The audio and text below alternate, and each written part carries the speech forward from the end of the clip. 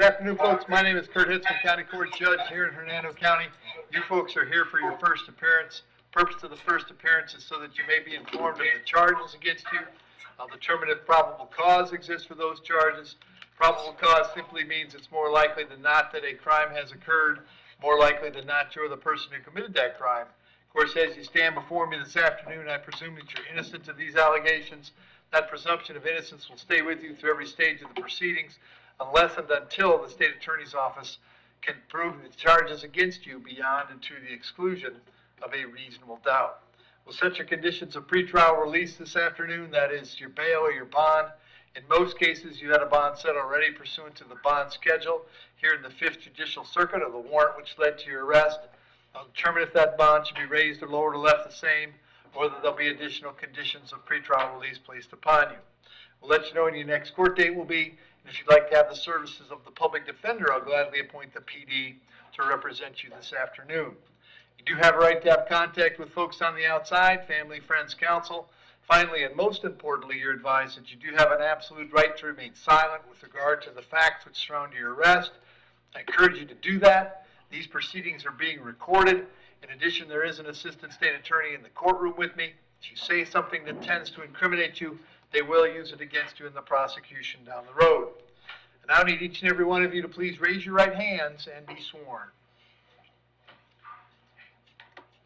Do y'all solemnly swear, affirm, tell the truth, whole truth, nothing but the truth? Outstanding. When you hear your name called, you can step forward to the podium.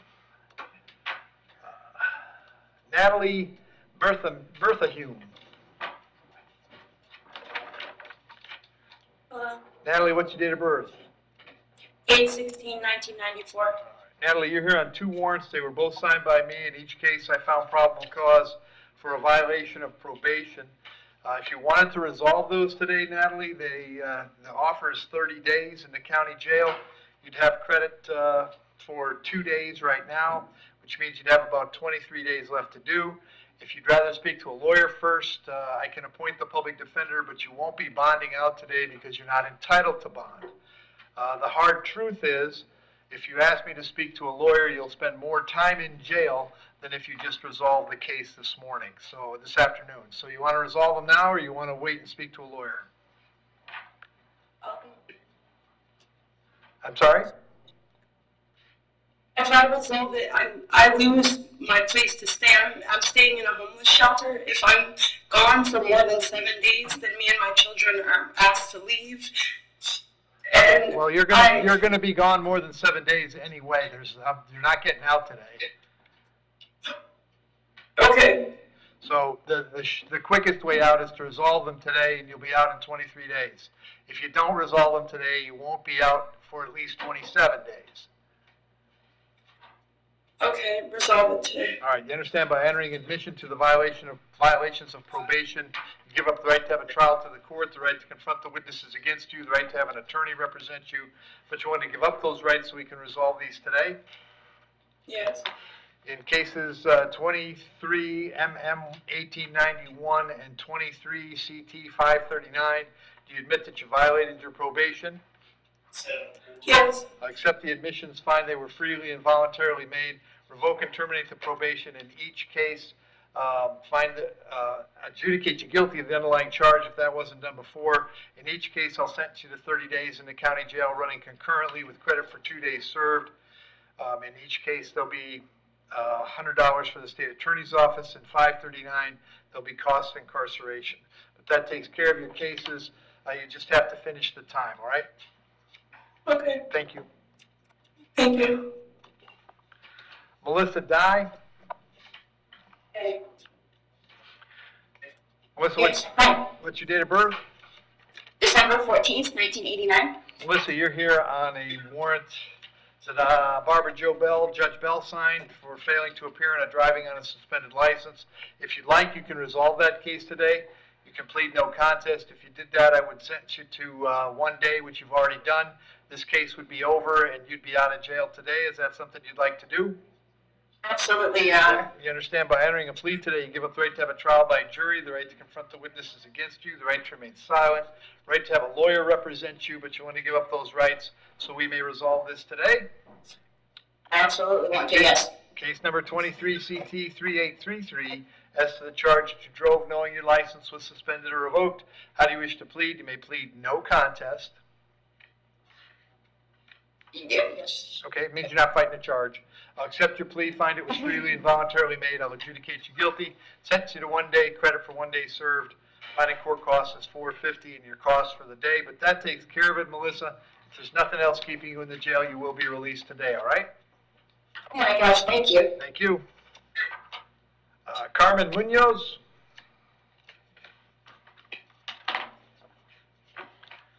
Afternoon, Carmen. What's your date of birth? 1990. All right, Carmen, you're here on a warrant signed by Judge Bell. She thinks you failed to appear on a charge of trespass. Your case can also be resolved today with time served, meaning 1 day. If you resolve your case today, I'll sentence you to the 1 day. You'll be released today, and this case is over. Is that something you'd like to do? Yes, sir. You understand by entering a plea today, you give up the right to have a trial by jury, the right to confront the witnesses against you, the right to remain silent, right to have an attorney represent you, but you want to give up those rights so we can take care of this today? Yes, sir. Case number 23 MM2694, as to the charge of trespass, how do you wish to plead? You may plead no contest. Yes, sir. I'll accept the plea, find it was freely and voluntarily made. I'll adjudicate you guilty, sentence you to 1 day, credit for 1 day. Finding court costs is $450, cost of incarceration, but that takes care of it. Carmen, if there's nothing else keeping you in the jail, you will be released today, all right? Thank you, sir. Thank you. If it's FDA, it wouldn't have been. So. All right, Christina Naylor.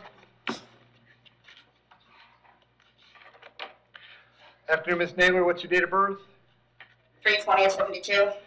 Christina, I have 2 warrants today, both signed by Judge Toner. In each case, he found probable cause for a violation of probation.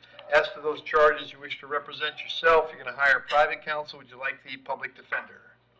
Public defender. I'll appoint the PD. Judge Toner sets your bonds at no bond. I can't change those. I'll send you back to see him on February 8th. The public defender is going to come see you before then, okay? Your Honor, Okay, thank you. Yep. can state request that she go on January 25th at 1:30 All before right. Toner? All right, Christina, I'm moving to January 25th. Thank you.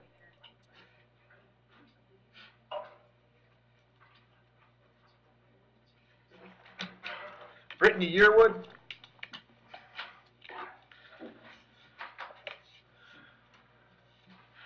Afternoon, Brittany, date of birth? 23/91. Okay, so Brittany, first thing I have is a warrant that I signed. I found probable cause for a grand theft.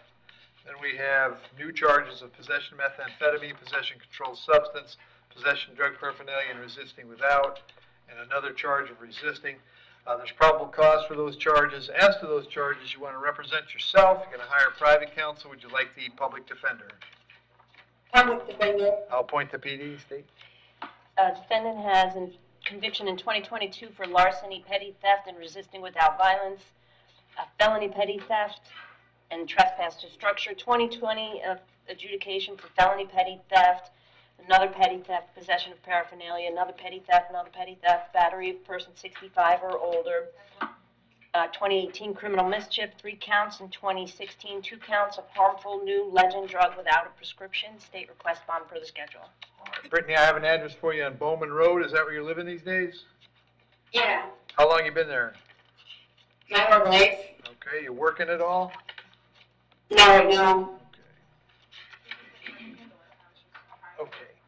So on the grand theft auto, the possession of methamphetamine and the controlled substance, the bond will be $2,000 on the paraphernalia, and the first resisting $1,000, on the second resisting $500. That's going to be a total of $8,500. The felony cases are coming back on February 8th. There's a standalone misdemeanor that's coming back on January 31st. If you're able to bond out, very important that you go see the PD. If you can't get out, they'll come see you at the jail before you go to court, all right? What was Okay. that Thank you. misdemeanor return date, Your Honor? The 31st. Thank you. Ronald Chapman? Afternoon, Ronald. What's your date of birth? 7/22. All right, Ronald, you're here on a warrant signed by Judge Toner. He thinks you failed to appear on account of dealing in stolen property. Ronald, did you have an attorney representing you on that case? No, sir. Would you like the public defender? Yes. I'll appoint the public defender. Judge Toner, set your bond at $4,000 on that case. I can't change it. I'll have you back in court on the 8th of February. If you're able to bond out, Ronald, make sure you contact the public defender's office right away, okay? Yes, sir. Thank you. James Martin?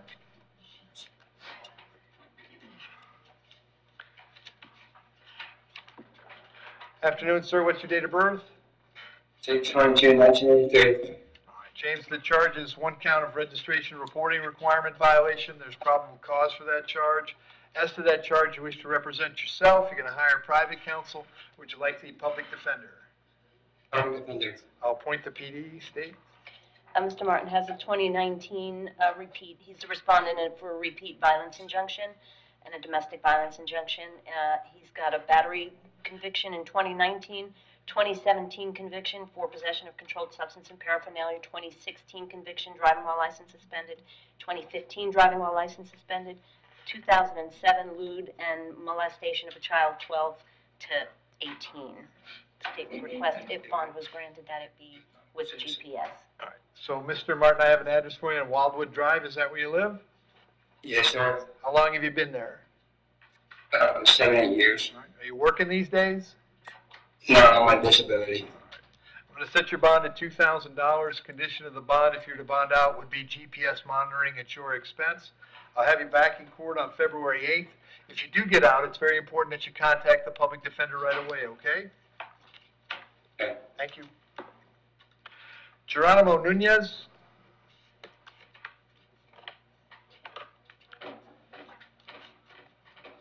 Morning, sir. What date of birth? 65. So Geronimo, I have two new charges today. I have a driving on a suspended license and a possession of methamphetamine, and it appears that you're currently on felony probation. Is that correct? Yes, sir. So there's a probable cause arrest for the VOP. As to those charges, then, there's probable cause all the way around. You want to represent yourself. You're going to hire private counsel. Would you like the public defender? I would like to defend myself. Okay, very good. As to the violation of probation, you're not entitled to bond. That one will be back January 30th. As to the possession of meth, Teresa, it's okay if I send that to the same felony judge? Yes. I'll send the bond on that. I'll leave at $2,000. I'll set it $2,000, and that'll come back also on the 30th. And then the misdemeanor, I'll set the bond at $500, and that's coming back on the 31st of January. All right? Thank you, sir. Thank you, sir. And Robert Reyes.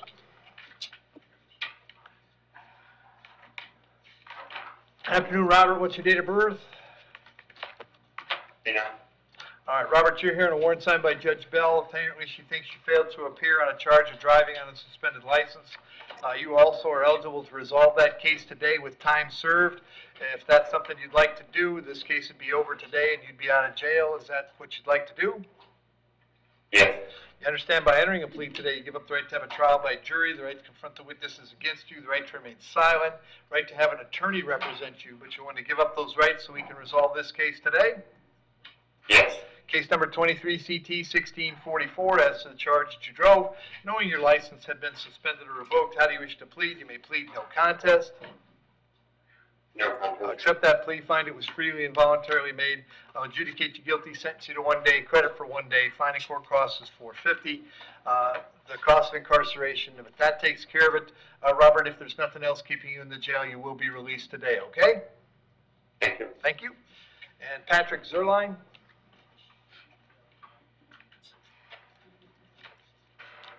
Yes, Your Honor. Afternoon, Patrick. Date of birth? 7/28/92. Patrick, the first affidavit I has a felony domestic battery by strangulation and a simple battery. The second one is a felony domestic battery by strangulation, a witness tampering, and a battery. There's probable cause all the way around.